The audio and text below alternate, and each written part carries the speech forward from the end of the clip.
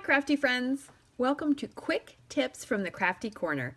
I'm Audra Monk and I'm the Crafty Yogi, and thank you for joining me. Today's quick tip basic video is about adhesive and how to attach it in building of a card front. Today we're going to use fast fuse and snail adhesive.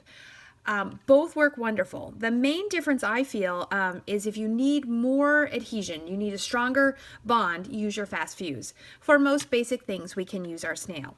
So we're going to start with that.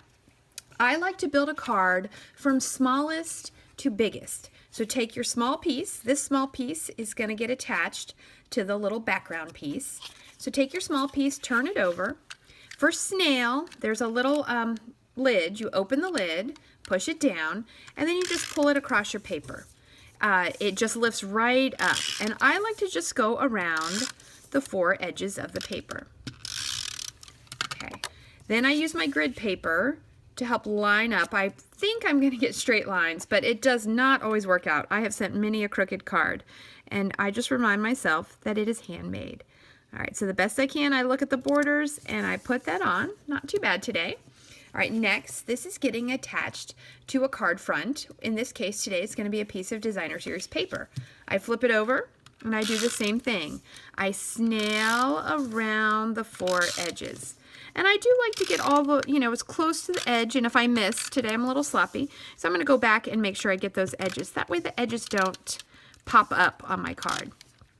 I was very sloppy. Okay, bring in my designer series piece of paper. I'm going to lay it on my grid paper, try to line it up on the lines, and then I'm going to place this element in the center.